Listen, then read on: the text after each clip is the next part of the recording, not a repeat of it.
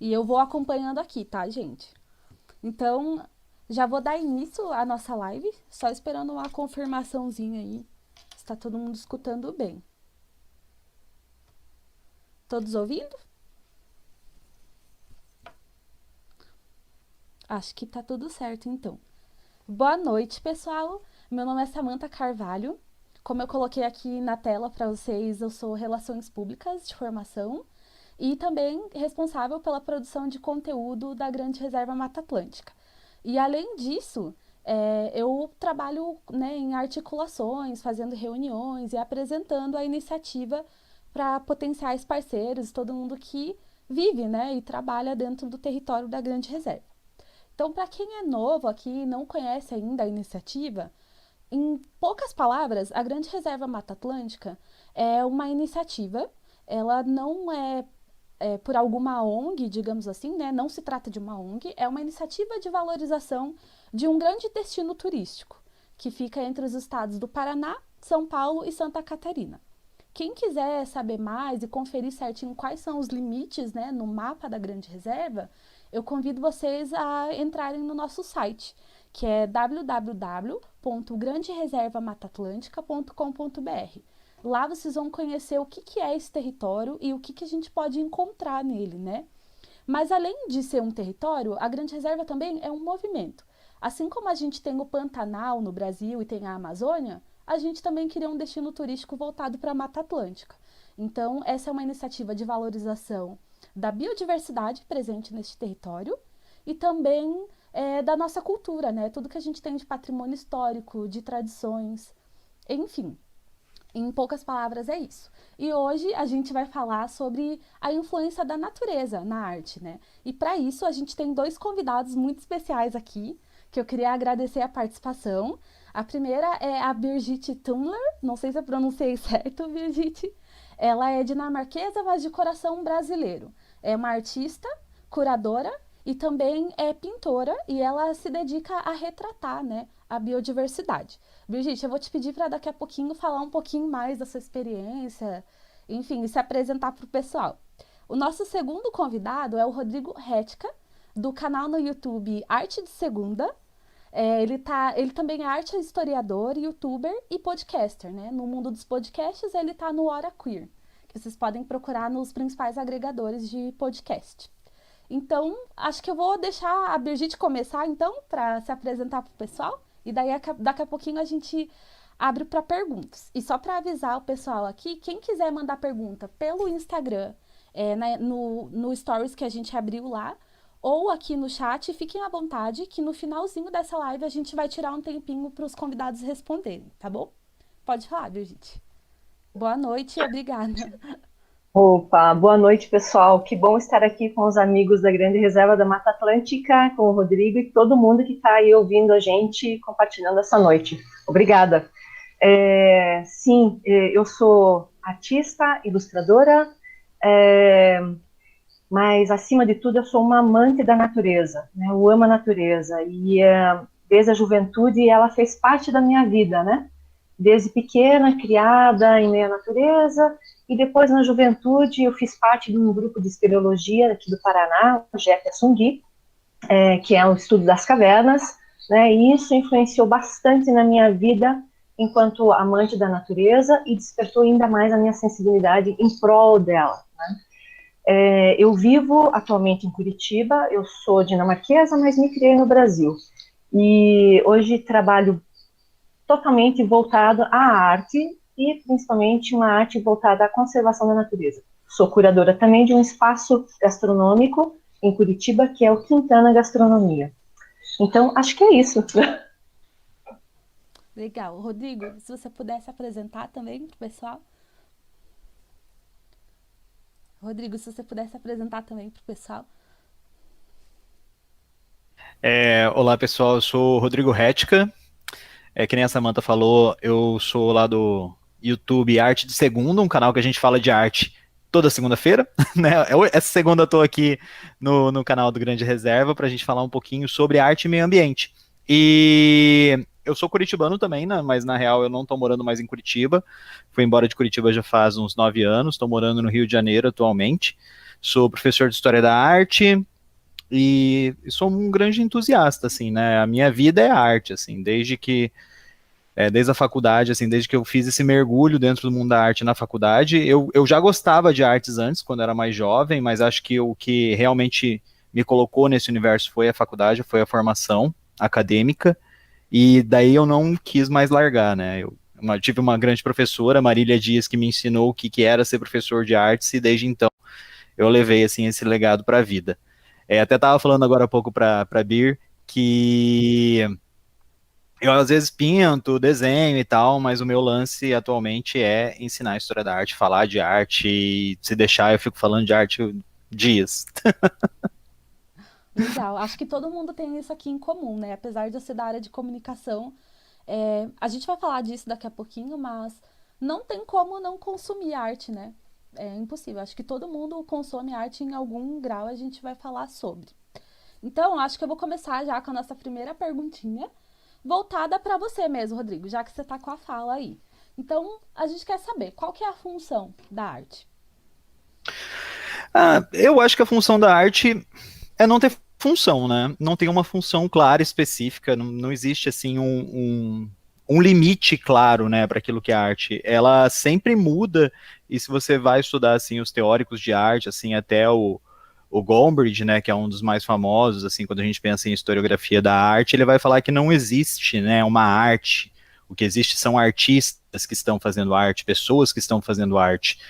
E eu acho que não tem assim um caminho muito claro, né, para o que é a arte, qual é a função da arte. Eu acho que cada artista ele escolhe muito o que ele quer falar, o que ele quer trazer, o que ele quer traduzir com as telas, com as esculturas, com as performances. Então, quando a gente pensa muito numa função, fica muito limitado, né? E eu acho que a arte ela é essa eterna busca por não ter limites, né? Avançar essas barreiras, extrapolar os limites.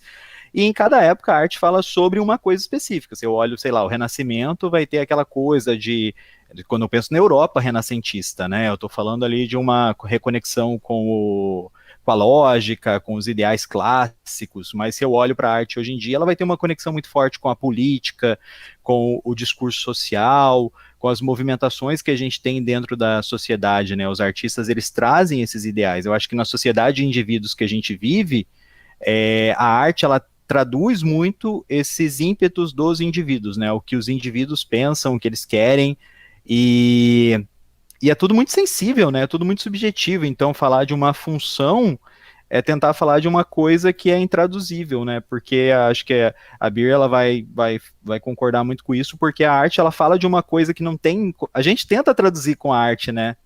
As coisas, mas acaba que no final das contas a gente não tem uma tradução clara para aquilo que a gente está colocando ali no mundo.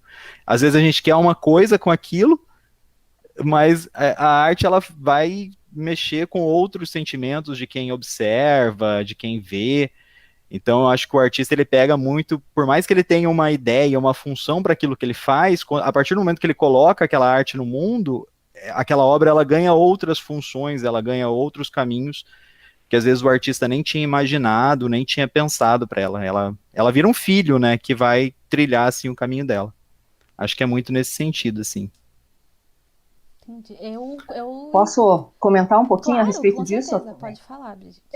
Então, eu concordo plenamente e acho, inclusive, gostaria até de colocar um adicional, assim, que normalmente as pessoas gostam de classificar muito estilos, tipos, técnicas, talvez seja mais como um orientativo, mas isso é arte, isso não é arte. Mas eu costumo dizer assim, puxa, a partir do momento que você causou uma emoção em alguém, ela já fez um papel, a pessoa já se conectou com alguma coisa que você transmitiu dentro da sua expressão. Canso de ver dentro das exposições que a gente prepara, às vezes artistas que não são assim de renome, mas uma obra ela causa uma emoção gigante num observador. E aí pronto, já se abre canais, a sensibilidade fica à tona, né? Então era isso que eu gostaria de colocar também. Achei super, achei super legal que vocês colocaram. E até o Rodrigo comentou, né, que não tem uma função única. Mas é claro que todo mundo aqui concorda que a arte ela pode sensibilizar, ela pode provocar, ela pode educar, enfim, né? São várias as funções. E nesse sentido de educar, eu queria perguntar para você, Birgit, para você também comentar um pouquinho sobre a sua experiência. Como a arte pode servir de ferramenta para conscientização e educação ambiental? De várias maneiras, desde exposições artísticas, eu vou citar um exemplo aqui com relação às cavernas, né? Nós fizemos uma exposição no Museu Alfredo Andersen, e as escolas, então, dos trabalhos a respeito de cavernas, e escolas vieram e as crianças ficaram, assim, espantadas, querendo conhecer um pouco mais daquele universo espeleológico, cavernícola. E é claro que a figura do artista, que é conhecedor do assunto, também ajuda, né? Ele vai lá e explica como funciona, o que é uma caverna, aquele ecossistema, e tudo isso desperta, então, a curiosidade de qualquer pessoa, seja infantil, seja adulto, pessoa que não conhece um assunto, se o artista está lá também usando da sua arte e usando da sua figura para criar uma conexão entre a própria arte e a pessoa, né, observador, que vai trazer algumas informações técnicas. Isso é bem interessante. Eu uso muito esse sistema, né, junto com a minha arte. Mas o próprio observador, vendo a figura, a natureza, ele se emociona com aquilo, com a questão estética. Eu acho que as pessoas, elas estão intimamente conectadas com a natureza. E ao ver artes que refletem a natureza, ela se conecta também. Então, ela busca, anseia mais. Outras formas de você também utilizar a arte como um veículo de educação ambiental, de sensibilização, é você fazer estratégias, oficinas, workshops com pessoas, adultos ou crianças, até a própria retratação de ambientes onde as pessoas estão participando de atividades na natureza, faz com que elas se conectem e automaticamente se gera esse interesse, né? E aí você está exercendo o teu fator educação ambiental. Rodrigo, se você quiser também comentar alguma coisa nesse sentido, você enquanto professor, né, de arte. Uhum. Eu acho assim que muito assim da educação através da arte vem do apreciar a arte. Eu aposto que quando as pessoas olham para os trabalhos da Birgit, elas têm um toque, né? Poxa vida, é impossível não olhar para esse quadro, por exemplo, que ela está fazendo ali atrás, com os pássaros, e não sentir, sabe, o encanto que ela tem com a natureza, né? E se aquilo ali é tão especial para aquela pessoa, né? Aquilo ali tem uma relevância, é importante de alguma forma. Quando você vai numa exposição e você vê lá uma pintura de uma paisagem e depois você é confrontado, sei lá, com uma notícia de queimadas ou de desmatamento, eu acho que aquilo ali traz uma educação que nem é tão direta, né, mas uma educação indireta do tipo, caraca, né, aquilo que era tão lindo que inspirou o trabalho da Brigitte hoje em dia está ali sendo destruído, está sendo desmatado, está sendo queimado. Então eu acho que vem uma educação nesse sentido, sabe? O que que é isso? O que que é tão essencial para esse ser humano? E agora a gente está aí abandonando, ou então quem são, que animais são esses, né, que estão na natureza e que agora daqui a pouco podem ser só uma representação gráfica numa tela, pode estar em extinção daqui a pouco, né, a gente pode perder. Eu acho que tem também esse viés direto, assim, e também tem esse outro que é indireto, que é quando dialoga com a nossa memória afetiva, que eu acho que é extremamente, assim, relevante também quando a gente pensa em arte e natureza. Com certeza. Inclusive, né, a respeito disso, a própria Birgit é uma das artistas que tem retratado algumas espécies que são raras e sofrem algum tipo de ameaça, né, de extinção. Como vocês viram aqui no vídeo, né, o gavião real, por exemplo, é um deles, né, ou a arpia. Então, nesse sentido, até aproveitando que a gente está falando sobre sensibilizar e as pessoas apreciarem a arte, eu queria saber de vocês. É, fazer arte de natureza é só retratar paisagens? É só retratar os bichos? Qual é a conexão, né, do artista com essa obra? Se você puder falar um pouquinho, Birgit, sobre isso também. É, bem, o tema do nosso encontro hoje é a influência da natureza na arte, né? Muitas vezes a gente pega o tema no sentido inverso, a influência da arte na natureza também, né? Mas realmente, eu gostaria de resgatar um pouco da minha própria história, né? De como foi que eu me voltei tanto para a natureza. De fato, na época em que eu era das cavernas, vamos dizer assim, bom, limpa tudo isso. Dizem que você se abre para uma sensibilização da natureza quando você tem um encontro com algum encontro marcante, às vezes com um bicho, com um animal, né? Às vezes uma paisagem que te eleva, né? E que te impacta. E quando isso acontece, parece que você então finalmente mergulha dentro daquele universo, da conexão com a natureza. Então, para mim foi isso, foi a questão de de ter sido impactada pelas cavernas. Eu realmente dou a elas essa honra, não honra, imagina, elas é uma honra de ter sido parte disso, né? Então elas me impactaram de tal forma que a partir daí eu entendi o poder e a importância da natureza e da preservação dela, né? Então foi a partir daí. Outra situação que eu gostaria também de mencionar é esses encontros, às vezes artistas que também estão profundamente mergulhados. Vou citar aqui o caso da Kitty Harville, que também é americana, artista, uma amiga íntima, e ela mora aqui no Brasil, e ela criou um grupo que se chama ABAN, que é Artists and Biologists Unite for Nature. E ela, com tanto amor e tanto carinho, foi agregando artistas que às vezes não tinham nada a ver com a natureza.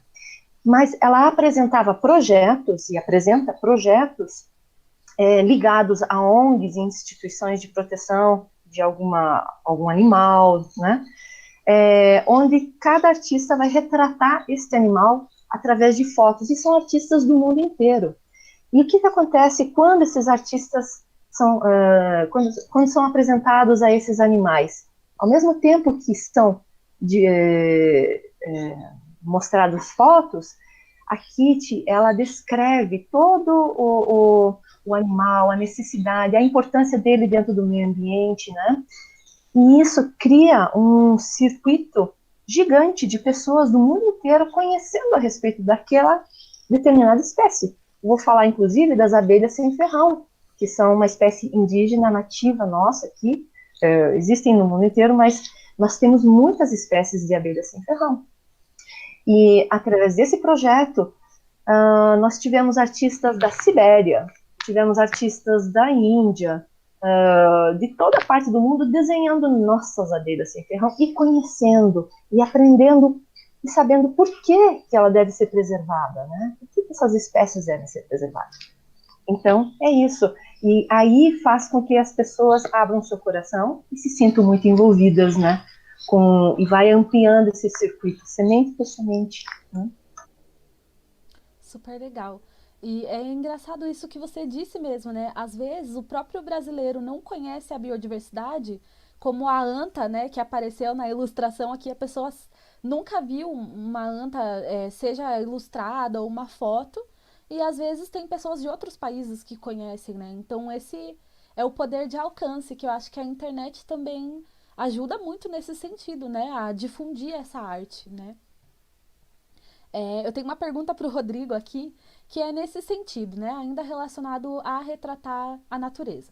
A natureza sempre foi um tema presente na arte, né? Desde natureza morta ou paisagens, mas eu gostaria de saber a partir de que momento ela ganhou relevância e passou a ser arte ambiental. Se você puder comentar um pouquinho.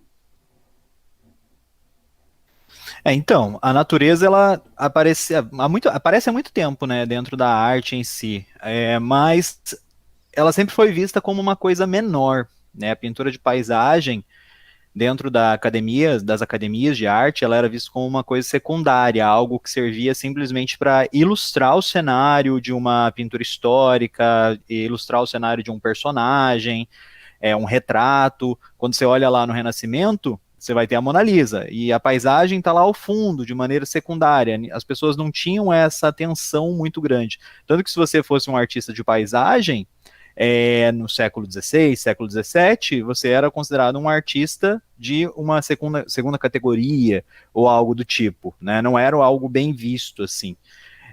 Só que a gente teve aí um processo muito grande de mudança que veio principalmente com o romantismo. Acho que a gente pode até falar do John Constable antes, que ele já vai começar a dar uma atenção muito grande para a paisagem, só que daí para o pessoal não sacanear ele, não falar que ele era artista secundário, ele colocava um elemento religioso lá, porque daí se tinha lá um santo, ninguém ia zoar com a cara dele, né? Então foi um subterfúgio que muitos artistas de paisagem começaram a utilizar. Eles começaram a colocar pequenos elementos alegóricos que lembravam a religiosidade, pequenos santos ou figuras ali de Jesus, para poder pintar aquela cena enorme, daquela paisagem linda, exuberante que é a natureza.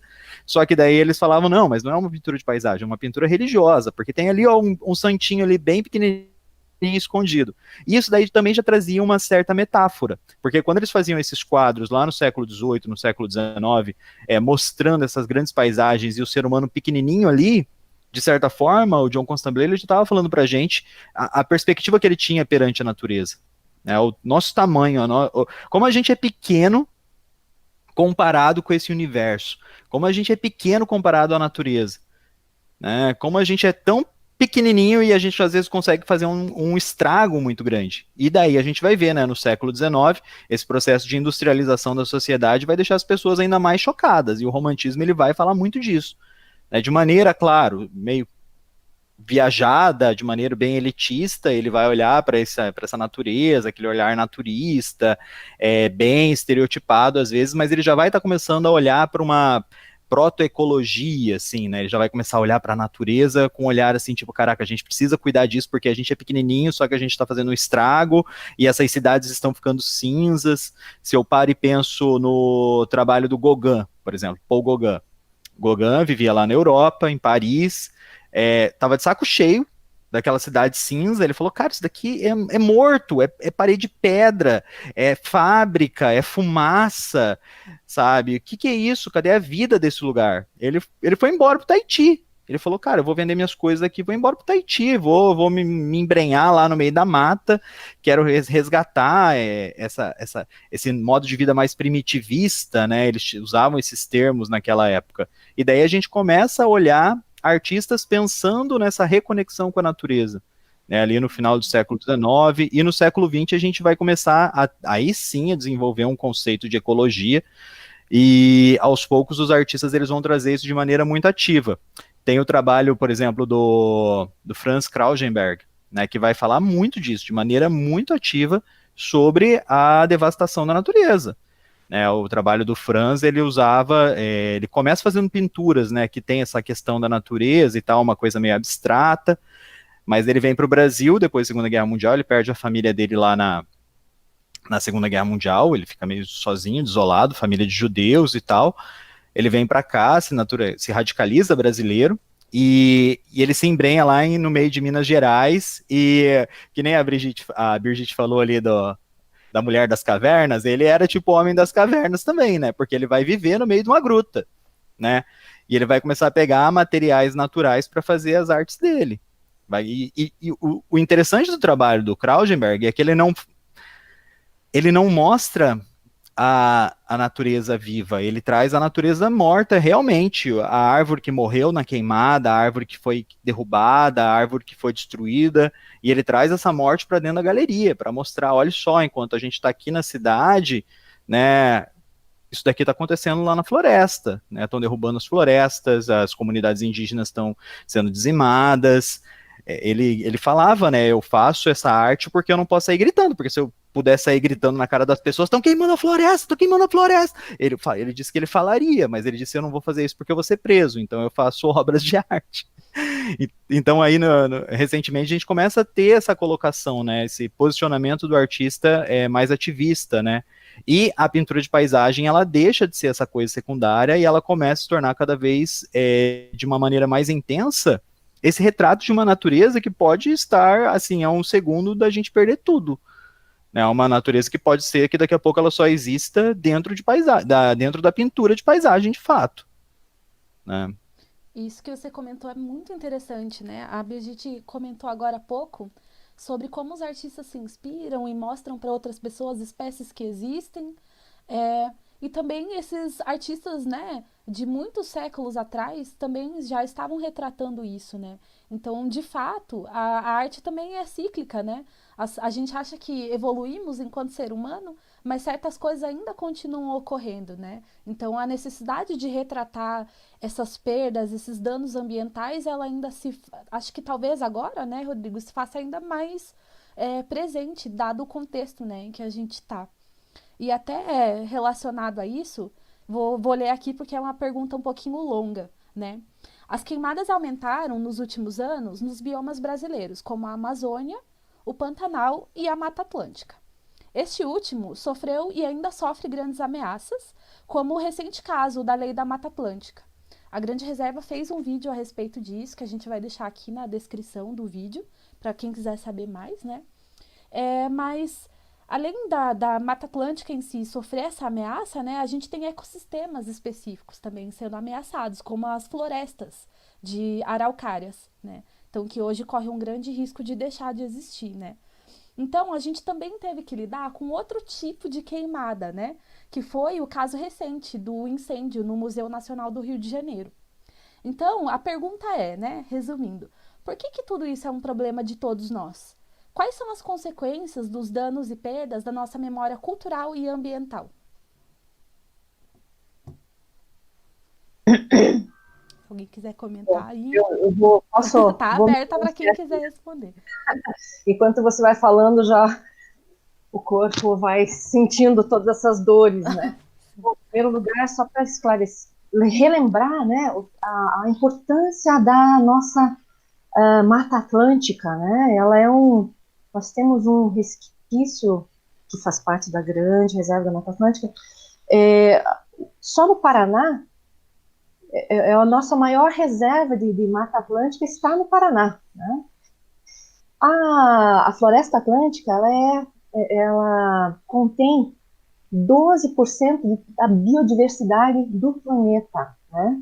Então, para entender a importância que a gente tem que ter a respeito, só estou falando da Mata Atlântica, né? Imagina dos outros ecossistemas que nós estamos perdendo. É óbvio, é claro que nós estamos sofrendo mudanças climáticas. Quem não consegue enxergar isso no que nós estamos sofrendo já esses dias, esses tempos aqui na região sul, em todo o planeta, que acontecem essas mudanças, essas queimadas, tudo isso é prejudicial por conta do nosso futuro. Se as pessoas já não pensam a respeito da natureza, vamos explorá-la até dizimá-la, pelo menos pensem no que vocês vão deixar temos que pensar no que nós vamos deixar para nosso futuro, né? Para as nossas crianças, como diz como a própria ativista lá, Greta Thunberg, da Suécia, né? Que foi frente ao Trump, dizendo, olha, vocês estão dizendo que nós temos que cuidar da natureza, que nós temos que pensar no futuro, mas é vocês que estão estragando o que está. Eu vim aqui reclamar do que vocês estão estragando no presente, né? Então não adianta vocês deixarem essa responsabilidade para nós no futuro. O que vocês vão deixar para nós? Nada. Né? Fiz aí o meu apelo. Muito bem, Bem, disse tudo. Não, Rodrigo, não é total isso daí, Bir, porque sabe, parece que tá tudo queimando. Eu até falei com a Samantha de hoje, né, que parece que a gente tá vendo tudo queimar à nossa volta, né? O pessoal fala, ah, é aquecimento global. Não é aquecimento global, né? É que nem a Bir destacou ali, é mudanças climáticas. A gente tá vendo isso, a gente tá sofrendo isso. Isso é óbvio, o desmatamento, as queimadas, a poluição, a destruição no meio ambiente, não é uma coisa nova. Aqui no Rio de Janeiro, na época do Império, a gente tem aqui a Floresta da Tijuca, que é a maior floresta urbana do mundo. O que rolou? Desmataram a cidade inteira, né, lá na época do Império. A cidade virou um forno, né, mudanças assim locais, né, climáticas locais, prejudicou a plantação de café, foi um inferno. Né, tanto que o pessoal falou, mandaram reconstruir a floresta. Falaram, cara, a gente tem que reflorestar esse negócio todo de novo. A floresta aqui do Rio de Janeiro não é virgem. Né, o pessoal reflorestou, porque viu o estrago que fez. Né, o impacto foi imediato, assim, foi coisa nem de 10, 20 anos, foi muito rápido, eles já sentiram na pele tudo aquilo que eles tinham feito, destruindo a natureza em volta deles. E agora, se a gente continua nesse ciclo de desmatamento e de destruição adoidado, onde que a gente vai parar, né? Porque daí o contexto é global, né? A gente não tem para onde fugir. Aqui no Rio de Janeiro até o pessoal poderia arrumar suas malas e ir embora e deixar aí a cidade abandonada. Não foi feito isso, né? Tiveram outra atitude. Mas e quando isso acontecer com o planeta? A gente vai entrar numa navezinha espacial, vai para Marte, vai para Júpiter, sei lá para onde que a gente vai. Né? Não existe o fora. Né? A gente está tudo dentro. Né? Não existe um fora do planeta Terra. Tudo que a gente descarta de lixo vai para algum lugar, que é aqui dentro do planeta Terra. E a gente está suscetível a isso. E às vezes eu sinto, Sá, que parece que é uma ideia global, né? Vamos destruir o meio ambiente, tipo, em prol de um lucro sem fim. A história, para que história? Para lembrar que a gente já cometeu erros no passado? Não, abandona isso daí também. Né? Vamos lembrar? Não, gente, a gente não tem que lembrar desse passado. A gente não tem que aprender nada com o passado, aprender coisa com o passado. Você tá maluco? Né? Senão a gente não vai poder repetir os mesmos erros? Não, como assim a gente não pode repetir os mesmos erros em prol da ganância? Né? Então parece que é um ciclo, né, que você tem esse descaso muito grande com a educação, com a cultura, então você vai ter um povo que é cada vez mais ignorante, né? E eu não estou falando que um povo ignorante, não estou falando assim, as pessoas são ignorantes, né? Eu estou falando ignorante na ausência do conhecimento, as pessoas não se conscientizam a respeito de uma determinada questão, então elas não conseguem fechar aquele ciclo, né? De, aprendi aqui com o passado que eu preciso, né, me conscientizar a respeito do meio ambiente e tal, não sei o quê, então vou cuidar do meio ambiente e vou ser contra ações de desmatamento, de queimadas, de poluição, não sei o quê, vou ter uma atitude mais sustentável, né? Sei que é muito difícil a gente tentar ser sustentável, né, na sociedade que a gente vive, que é uma sociedade pautada no consumo, mas se a gente consegue ter uma noção, uma clareza maior sobre o que passou, a gente começa a ter alguns insights no presente e começa a pensar melhor como construir um futuro, né? Senão isso fica ausente. Né, se eu não tenho essa valorização da educação, da história, da arte, até mesmo a arte, né, que ainda no Brasil é uma parada muito elitista, a Birgit deve saber como que é difícil, né, romper essas barreiras, né, Birgit, para alcançar as pessoas aqui no Brasil, porque parece que às vezes existe um muro, assim, que separa a gente. Ela falou ali de várias ações que ela tem, né, na curadoria, vários entendimentos de aproximar a arte, porque isso é necessário, né? Quando eu fiz o meu projeto no YouTube, eu também falei, cara, a gente precisa falar de uma maneira mais clara de arte com as pessoas, trazer, né, a arte para elas. Quer falar? Pode falar, vai. Eu estou totalmente de acordo com as excelentes colocações que você pôs aí para nós, né? E a tua forma de ver e chegar à coisa toda, né? E é isso mesmo, Rodrigo, né? A dificuldade nós somos muito mais suor e emoção do que resultados práticos, né? mas é sempre uma luta muito grande, mas uma luta feita com muito amor e muita paixão, porque a gente sabe, eu tenho uma origem nórdica, europeia, e eu sei que lá se valoriza a história, a cultura, a arte, e é por isso que você tem um povo forte. E aqui nós temos que fazer a mesma coisa. Valorizar arte, cultura, tradições, história, povos originais, cultura indígena. Tudo isso é o nosso maior valor. E é isso que vai fazer aqui uma nação super forte. Né? Nossa, e perfeito, porque, tipo, e não é tentar copiar, né, o que tem lá. Porque Não! a história deles é a história deles, né? A gente tá fazendo a nossa história. É exato, exato. Olhar para o nosso passado, olhar para a nossa história, exato. Perfeito, perfeito. Acho que vocês colocaram tudo, assim, né? E até nesse sentido que a gente está falando de memória, né? De valorização. Então, por que que eu fiz, né, essa conexão com a questão do museu? Porque senão, daqui a pouco, o que a gente tem de biodiversidade, e quando eu falo biodiversidade, né, a gente está falando, claro, de fauna e flora, mas também de povos tradicionais, de culturas, né, que vão se perdendo. Sem museu também a gente não tem essa memória, né? E quando a gente fala de natureza, é impossível também não pensar nos nossos impactos. Então, aqui só trazendo um contexto para o pessoal que chegou agora, talvez, ou que ainda não está muito por dentro da parte natureza, né, dessa conversa. A Brigitte comentou agora há pouco, né, que a Mata Atlântica está reduzida a 12% de sua área total. Mas em bom estado de conservação, isso é menos de 8%, né, aproximadamente 7%. E é justamente essa porção bem conservada que é a grande reserva Mata Atlântica. Então, por que é grande, né? Porque é um grande corredor que se conecta, né, de floresta de pé, de espécies que podem se desenvolver, né, até como a onça pintada, que a Bir já né, retratou em algumas obras e continua retratando, né.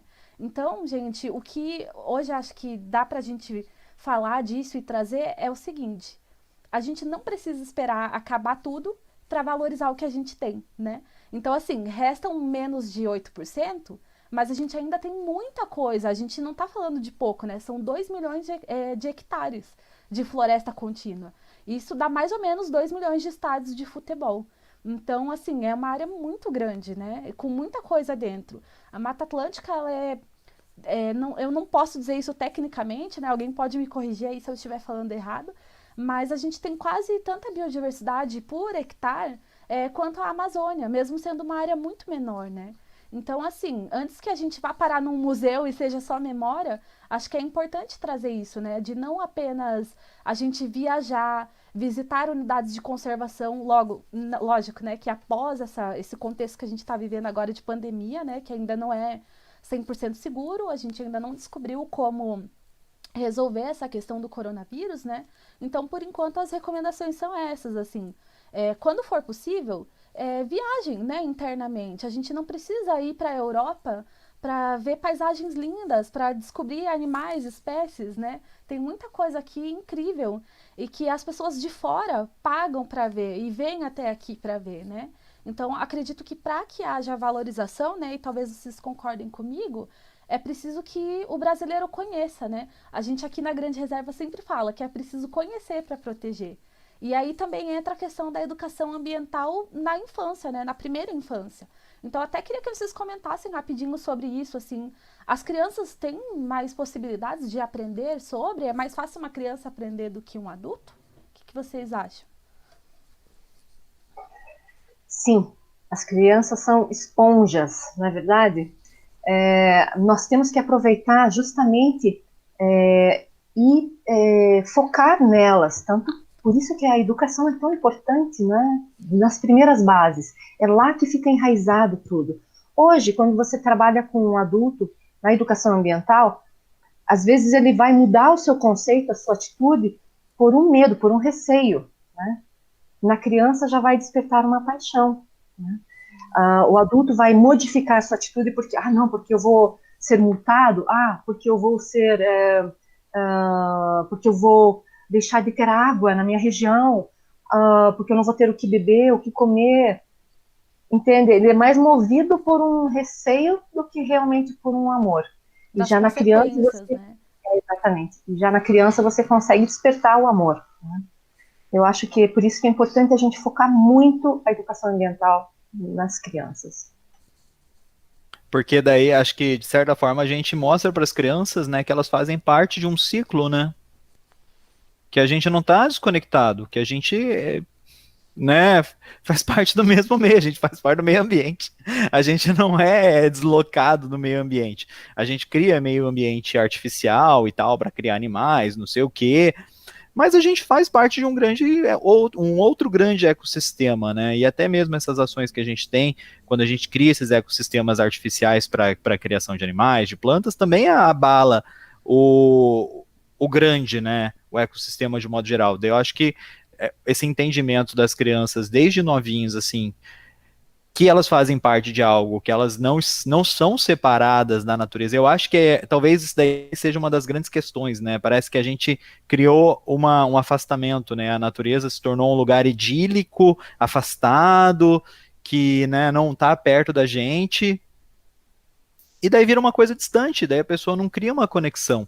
Né? Então eu acho que a educação ambiental ela vai criar essa conexão, a arte ela tem esse potencial de criar essa conexão, né, de aproximar a pessoa da natureza e mostrar que ela não é algo que está longe.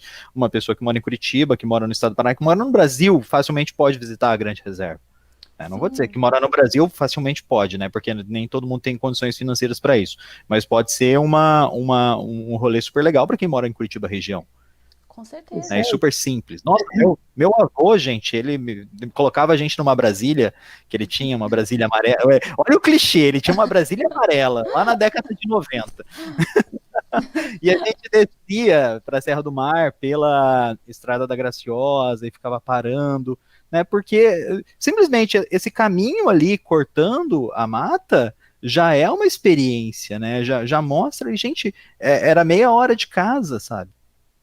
E eu E tava muita ali na. gente não conhece ainda, né? Muita gente de Curitiba talvez nunca foi pro litoral do Paraná, ou não teve a oportunidade de passar pela Estrada Graciosa, né? Então, realmente é uma coisa que vale a pena a gente pensar, né?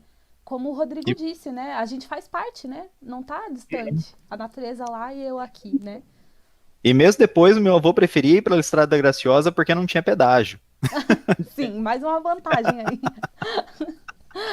E até sobre isso, eu queria acrescentar, Rodrigo, que você muito bem falou, assim, é, as pessoas enxergam a natureza como um escape, né? Então, assim, no final do ano, nas minhas férias, eu tô super estressado, trabalhando na cidade, no final do ano, talvez eu viaje para algum lugar de natureza. E talvez o Brasil não seja nem a primeira opção, né, dessas pessoas. O sonho é visitar a Europa, Estados Unidos, quando a gente tem muitas coisas aqui, né? E agora, em tempos de isolamento social, eu não sei vocês, mas eu sinto muita falta de fazer uma trilha, de estar no meio do mato mesmo, sabe? Então, eu acredito e espero, né, que essa experiência, apesar de vários aspectos, né, negativos, mais de 115 mil mortes no Brasil, infelizmente, né? Apesar disso, que a gente tem esse aprendizado também, né? De valorizar o momento que a gente está agora, as coisas que a gente tem agora, as pessoas com quem a gente está, né? Também que a gente tem próximo. E até com relação a isso também, sobre a Grande Reserva, ainda mais especificamente, para quem está vendo a gente do estado de São Paulo, Paraná ou Santa Catarina, você faz parte da Grande Reserva. Ela não é um território distante que você precisa viajar muito para ir, né? E ela é acessível para todo o Brasil. Então, se você quer conhecer as nossas espécies, como que é estar dentro de uma rainforest, né? Como é estar no meio da Mata Atlântica? É uma experiência única, né? Para todos aqui. Rodrigo que comentou que passava pela Estrada Graciosa, a Birgit que tem o privilégio de estar sempre em contato com essa natureza. É uma experiência única, gente. A gente não esquece. Então, considerem nas férias de vocês, esse ano, quando tudo passar, dá uma chance para as unidades de conservação, reservas privadas. Apoiem também, né, as iniciativas de conservação, ONGs, artistas independentes, os pequenos negócios. Acho que isso está também muito conectado, né, com isso que a gente está falando aqui hoje.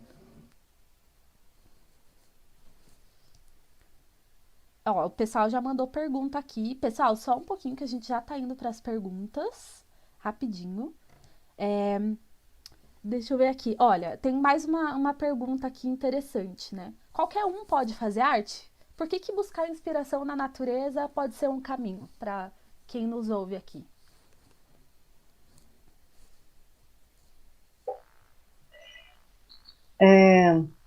Todo mundo tem alma, todo mundo tem um espírito criativo, basta despertar. Então, essa pergunta de qualquer um pode ser artista? Pode, desenvolva. As habilidades estão dentro de você, né? Eu acredito nisso. Essa é a minha grande crença no ser humano, né? Na sua capacidade de se desenvolver. E a criatividade faz parte da alma do ser humano, desde os primórdios, desde no tempo das cavernas, voltamos a falar das cavernas, no tempo das cavernas, a representação artística sempre fez parte importantíssima, né, do ser humano. É a necessidade expressiva. Então, não existe aquela coisa, eu não consigo fazer. Todo mundo consegue. É que as pessoas esquecem, né, Birgit, que a arte é trabalho, né? Que é um ofício, você tem que desenvolver, que nem você falou, é desenvolver habilidade.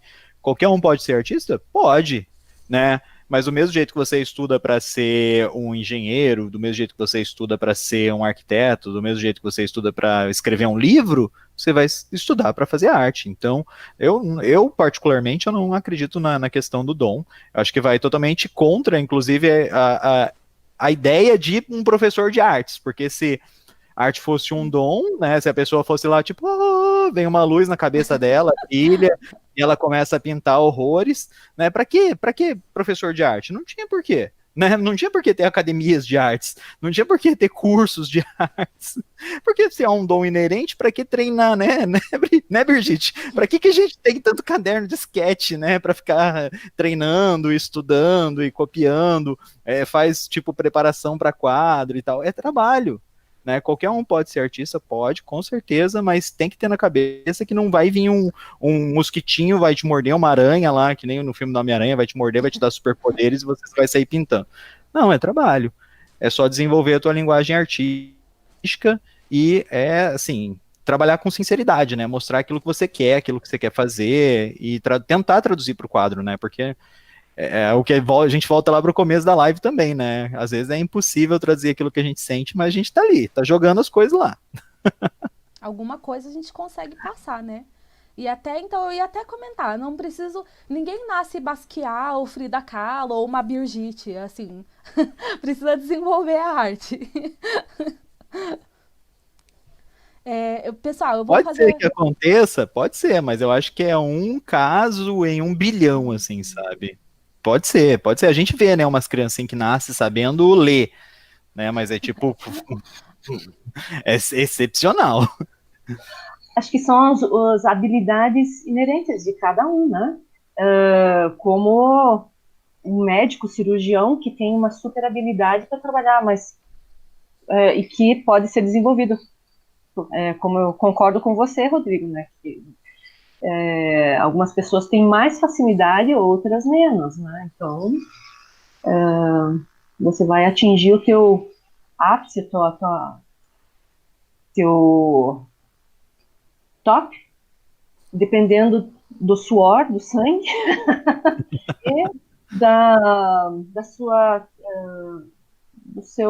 daquele dom que você disse que não é dom, mas da capacidade inerente em você mesmo, né? Que você nasceu Sim. mais hábil para tais coisas, né? Então, É que nem quando a gente estava falando em off, que você falou que faz trabalho com esferográfica, né? Daí eu falei, não nasci para isso.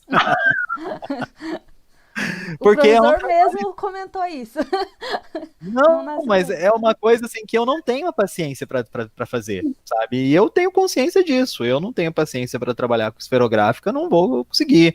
Eu gosto da delicadeza da aquarela, da velocidade da aquarela, da simplicidade da aquarela, eu gosto, né? Então eu vou desenvolver arte desse meu jeito. Agora, se outro artista, né, que nem a Birgit, ela tem essa paciência inerente no trabalho, da acrílica, para conseguir esse nível de realismo com a acrílica não é uma coisa fácil. É uma coisa que demora, que tem que trabalhar muito, né? É camada, camada e camada, não é, Birgit? Camada é o meu nome.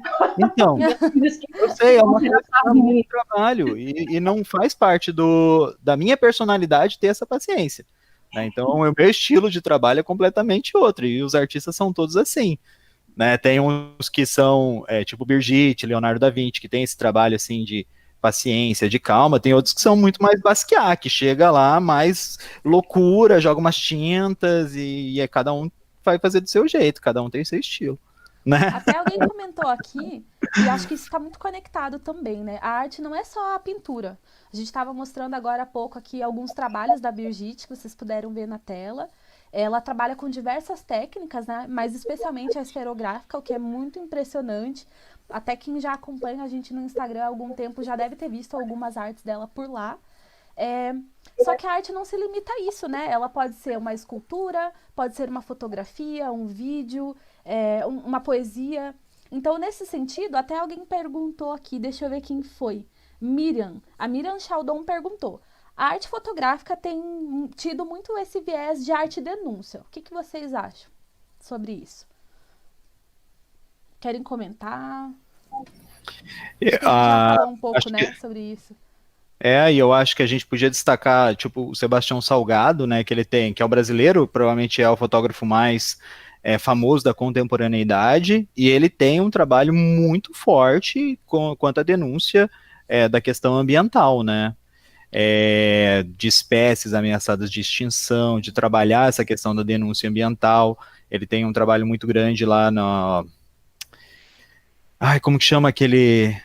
Lá no Pará, que teve aquele minério muito doido lá, como que chama? Ah, sim. Ah, me esqueci. Dá um branco na hora que começa a filmar aqui, gente. Mas que teve Faz aquela parte. cidade de mineração lá no Pará, que foi aquela enorme Sim, devastação e tal. sim. Então ele tem um trabalho muito forte nisso, né? E a fotografia, ela é um recorte editado da realidade. Mas a gente olha para a fotografia como realidade, né? Então o impacto da fotografia é muito grande. Né, o impacto da pintura realista é muito grande para chocar, né, as pessoas, principalmente para aproximar dessa questão, né, de fazer as pessoas refletirem. Acho que tem uma importância, sim, extremamente válida. Né, a gente tinha falado anteriormente do trabalho do Krausenberg, que trabalha com a questão da escultura, né? E mesmo música também pode ser denúncia. Claro. Que outras, tem tantas viés, dança, teatro, todas as expressões artísticas, elas podem se tornar também forma de arte denúncia, né? Uhum. Então, nós temos uma gama infinita aí, uma gama grande de possibilidades para você utilizar a arte, né? Como denúncia, como estética, como ilustração, como bem-estar, calmante. Nossa, tem infinitas possibilidades, né? E como a linguagem que você quer trabalhar, né? Que às vezes você não se dá bem na pintura, mas você vai trabalhar com fotografia, vai trabalhar com escultura, cerâmica, N coisas.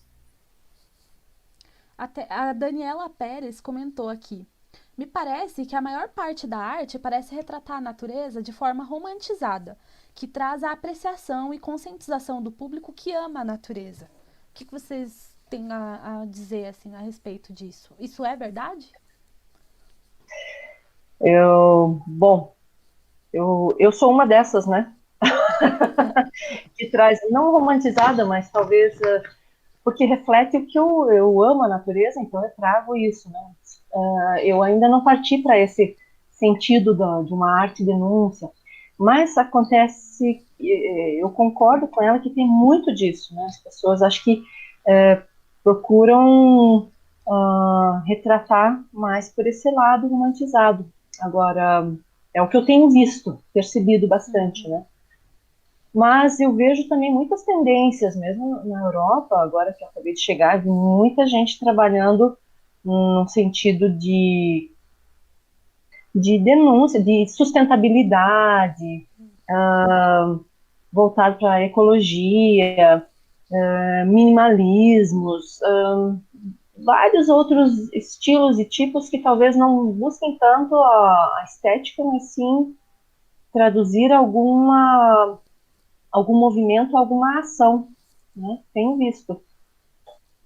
E assim, talvez as pessoas tenham isso, né? Porque talvez a arte romantizada seja às vezes o que você guarda por uma memória afetiva, mas eu acredito que, como o Rodrigo mesmo colocou, a arte também pode chocar e uma não exclui a outra, né? A gente tem a arte romantizada, que é para criar esse sentimento de valorização e apreciação, e a gente também tem muitas peças e obras, como o próprio Sebastião Salgado, que o Rodrigo colocou, né? Que fazem para chamar a atenção, né? Para despertar essa provocação, assim, né? Então, nesse sentido, até já respondendo a segunda pergunta da Daniela Pérez, é, acho que vocês podem concordar, né? Não sei, mas é possível, sim, atingir esse público, né? Que não tem uma conexão inicial com a natureza, através dessas obras mais impactantes de arte e denúncia, né? Vocês concordam com isso? Eu acho que, como que eu posso colocar isso?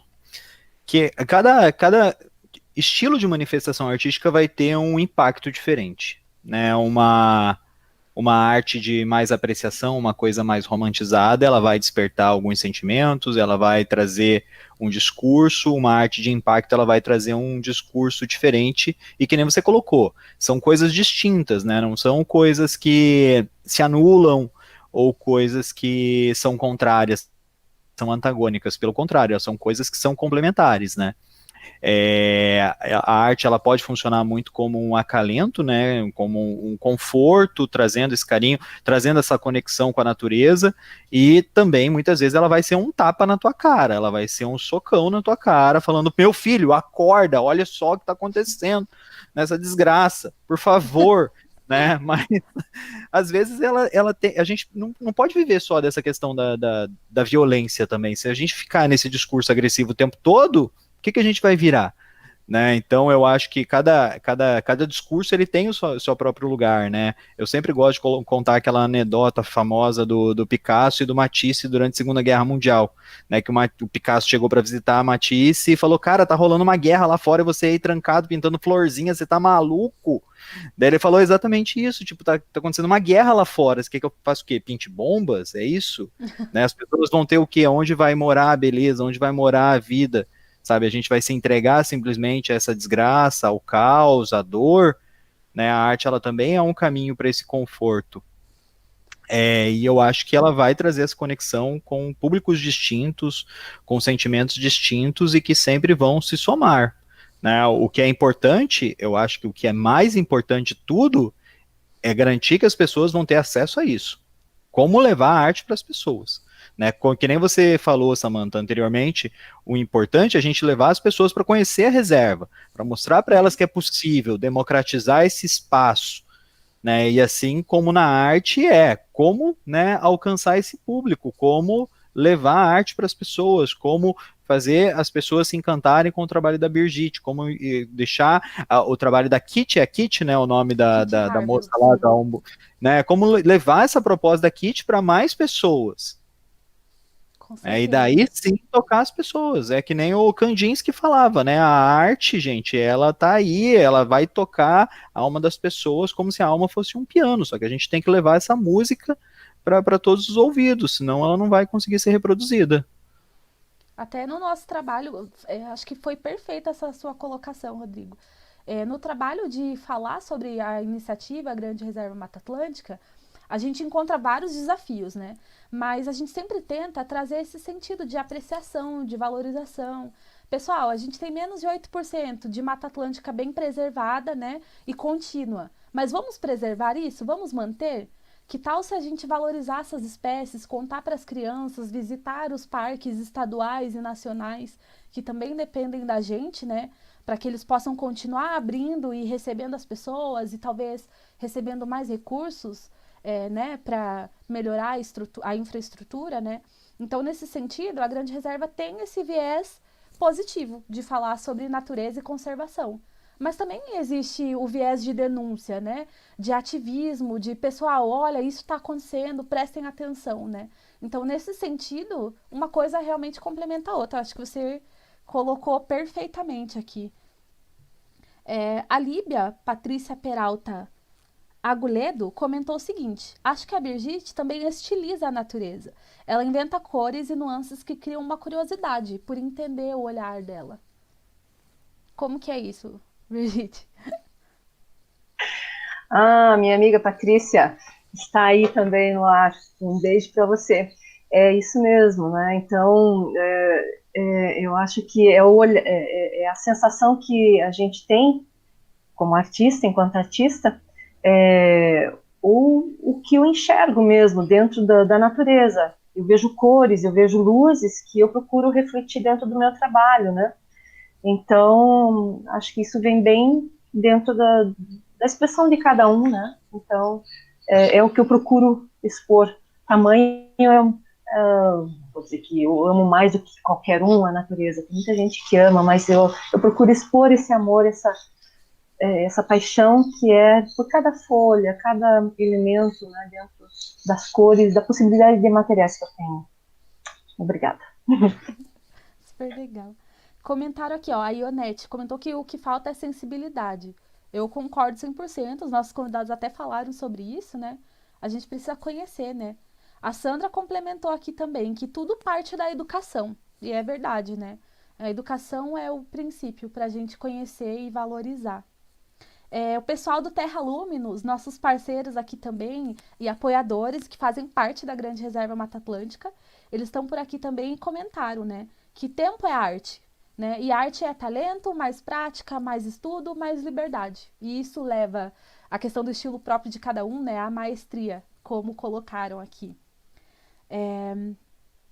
Deixa eu ver aqui se a gente tem perguntas no Instagram, pessoal, que a gente já extrapolou um pouquinho do nosso tempo, mas aqui o papo vai rendendo, uma coisa, né, vai puxando a outra. Deixa eu ver aqui se o pessoal já trouxe alguma pergunta.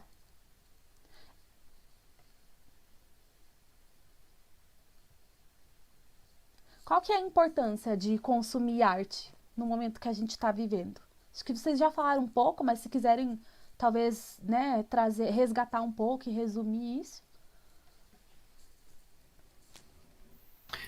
Eu acho qual, assim, quem está vivendo agora que não está consumindo arte, né? Como as pessoas conseguiram, né? Como as pessoas conseguiriam suportar uma quarentena sem seguir, sem consumir arte, Eu tô assim, sem consumir música, sem consumir filme, sem consumir série, sem consumir fotografia, né? Sem consumir uma poesia. Eu me questiono como as pessoas suportariam. Eu tô assim numa quarentena bem severa, acho que saí pouquíssimas vezes nos últimos 5 meses, quase 6 meses já, a gente já tá indo para 6 meses, né? nossa. Nessa loucura. As escolas que eu trabalho pararam no dia 13 de março, e desde então eu fiquei em casa diretão, assim. Teria enlouquecido, sabe? Não consigo imaginar um ser humano que ficaria quase 6 meses em um lugar sem poder consumir arte, assim. Sem um livro, sem nada. Eu acho que o consumo de arte, ele é tão presente na nossa vida, ele faz tanta parte da nossa existência que a gente fala, ah, não, arte não é nada. Enquanto a gente tá ouvindo música, tá desenhando, tá indo numa exposição, tá indo no cinema, tá ali assistindo Netflix, tá acompanhando seriado, comentando com os amigos o episódio da série da semana passada, a gente tá tão preso dentro dessa estrutura artística que às vezes a gente fala, mas não tem nada de arte na minha vida, não. Aham, tá bom. Então tá bom. Fica sem, então. É, experimenta. Depois a gente conversa. Mesma coisa a natureza, né? Dá pra ficar sem? Não, a gente precisa disso, né? E aqui no sudeste, no sul e sudeste do Brasil, a gente já tá sentindo na pele isso, né? Que a falta de água tá afetando muitos bairros, tá tendo rodízio por aqui. Rodrigo, não sei se a situação no Rio tá assim também, mas mesmo a gente aqui em Curitiba, né? Cercado da No grande, no começo do ano a núcleo, gente assim. teve água podre. Nossa, meu Deus, meus pêsames. O escândalo da água podre, mas aí passou. Só coisa básica. Mesmo a gente aqui em Curitiba, cercado da Grande Reserva Mata Atlântica, né? Vocês que acompanham a gente e já são da área, entendem disso, né? Muito bem, que a gente precisa das florestas, né? De pé e de água limpa. Então, assim, aqui a gente já está sofrendo essa falta, né? Então, imagina se não tivesse a arte da Brigitte, ou da Kitty Harville, ou a arte do Sebastião Salgado e de tantos outros aqui que a gente mencionou também para colocar, né, essa pulga atrás da orelha, sabe? Pra gente, opa, pera, tem algo errado, vou valorizar isso que eu tenho, mas também preciso fazer algo a respeito, né? Proteger, visitar, defender ações de conscientização, ONGs mesmo, né? Em tempos de descrédito às ONGs, elas fazem um trabalho excepcional, né? A Sociedade de Pesquisa em Vida Selvagem e Educação Ambiental, a SPVS, ela foi a que idealizou a iniciativa da Grande Reserva Mata Atlântica aqui no Brasil, né? Tem o apoio também da Fundação Grupo Boticário. E quem já visitou nosso site sabe que a gente tem dezenas de instituições parceiras. Então, são empresários, pequenos empresários, médios, são pessoas físicas, instituições públicas, privadas, terceiro setor, todos apoiando essa iniciativa. Todos entendem que é preciso defender isso que a gente tem, que a Grande Reserva é importante, né? Então, assim, para quem quiser saber mais como surgiu e por que a Grande Reserva existe, eu convido vocês a olharem os outros vídeos aqui do nosso canal. A gente tem uma websérie chamada Histórias da Grande Reserva Mata Atlântica, em que a gente fala sobre diferentes aspectos, né? A gente traz vários lugares, indica o que tem de legal lá, o que tem de biodiversidade, de aspectos culturais. E talvez para quem está acompanhando a gente aqui nessa live, um episódio interessante seja um chamado Art and Nature, com a convidada Kitty Harville, que a gente mencionou aqui agora há pouco. Ela também é pintora e retrata, né, a Grande Reserva e outros biomas. E ela é a fundadora, né, do ABAN, junto com seu marido Christoph, né? Então, quem quiser conhecer um pouco mais desse casal super inspirador, que a gente adorou entrevistar também, eu deixo o convite aqui. Acho que vocês vão gostar desse episódio. E acho que agora é hora, né, da gente ir encerrando aqui, né, pessoal? Vocês querem acrescentar mais alguma coisa? Talvez que a gente não tenha comentado? Bom, eu gostaria de dizer que eu gostaria de citar muitas pessoas que também fazem o seu papel artístico dentro da natureza e usando a natureza, não usando, a natureza usando esses artistas como seu veículo, né, da sensibilização. Nós temos aí uma turma bastante grande aqui mesmo, dentro da Grande Reserva da Mata Atlântica, aqui na região do Paraná, Morretes, Santa Catarina. Nós temos aí artistas como a Sarika, a Isaurina Souza, nós temos aí a Lucimara Vesolovski, a Lúcia Bendazoli, a Cláudia de Bona, os próprios rapazes, os dois capelistas, que é o Aurélio e o Leandro. Nós temos dentro da cerâmica o próprio Gilberto Narciso, que é um mestre da cerâmica, Emer Ramos. Estou citando aqui alguns artistas porque eles merecem ser também comentados, né? Dentro do Parque Ecoa você vai ver também esculturas do Tony Reis. Também tem a Mel, que faz trabalhos artísticos em penas de aves. Temos dentro das aldeias indígenas que estão situadas na região da Mata Atlântica, os artistas indígenas que fazem as esculturas na cacheta, na madeira, em formas de animais e outras representações artísticas deles também. Eles são os artistas natos, estão ali dentro, né? E, enfim, uma turma bastante grande, deixa eu ver se eu lembrei, entre fotógrafos, O próprio Zig, que a gente não pode deixar de mencionar, né? Já fez também uma live aqui há pouco tempo, né, que eu já assisti também. O Hudson Garcia, o Carlos Renato Fernandes, que também é o Tarzan, enfim, uma galera gigante aí que representa e apresenta a natureza com seus olhares. É isso, certeza. Eu quero agradecer a eles que são super parceiros sempre, porque os artistas se unem, né? E obrigada a todos. E fica aí, gostaria de deixar é o momento de deixar o contato também? Claro, com certeza. Qual que é o seu Instagram, Brigitte? Convido para visitar o meu Instagram artístico, que é Birgitte Turner, que é BIRGITTE, TU, 2 M's de Maria, LER, _art. Vou deixar o Então link é aqui para o pessoal, Birgit. Mais obrigada. tarde, você imagina. Um prazer falar com o Rodrigo, conversar, trocar e com você, Samantha, e com todo mundo aí que a gente pôde expor um pouquinho do nosso sentimento. Muito obrigada. Eu que agradeço, né? E até complementando, eu lembrei aqui também. O Zig Koch, que é a pessoa que faz as fotos para a Grande Reserva, quem acompanha a gente no Instagram, a maior parte delas vem dele. Marcos Amendi, Marcos Malte. Na música a gente tem a Raíssa Faye, que mora na Ilha do Mel e também, né, já retratou. Tem os meninos do Fandanguará também, que é um grupo super jovem que mantém a tradição do fandango viva. Enfim, a gente tem N formas de arte, né? Dentro da Grande Reserva que merece ser vista. E quem quiser ver mais, acompanha a gente, segue lá no Instagram. A gente também tem Facebook, estamos no YouTube e a gente tem até playlist no podcast, para quando der para pegar playlist no Spotify, desculpa. Para quando precisar pegar a estrada, né? Vocês já tem uma trilha sonora aí de músicas brasileiras, internacionais. Enfim. Rodrigo, quer acrescentar mais alguma coisa?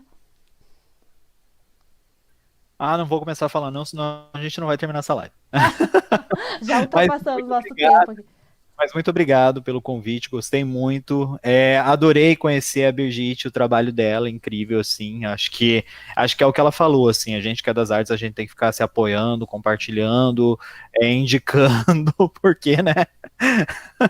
É uma labuta, é uma luta todo dia, assim, quando a gente acorda e resolve falar de arte, esse mundo afora. Mas eu acho que assim é extremamente válido e cada segundo que a gente puder falar no mundo assim sobre arte, sobre conscientização, sobre o trabalho ativo, né, da arte no mundo em si é importante e é relevante, né, porque a gente está vivendo. E muito obrigado, então. Pela oportunidade, eu sou lá do Arte de Segunda, é um canal que tem aqui no YouTube também. Que nem eu tinha falado lá no comecinho, um canal que eu falo de arte toda segunda-feira, às vezes faço lives nas quintas também, e sempre dialogando assim com a sociedade, né? Eu acho que o meu maior intuito com o canal é democratizar de alguma forma a arte. Então eu procuro falar sempre de uma maneira um pouco mais leve, um pouco mais branda. Tem gente que me critica por não ser tão profundo às vezes nas análises, mas é porque eu não quero isso, sabe? Eu quero que as pessoas conheçam. Se elas quiserem se aprofundar, aí eu já mostrei o caminho, ela vai. Com Acho que certeza. esse é o início, assim, né? Eu não quero ser o fim, eu quero ser o começo, né, da investigação das pessoas.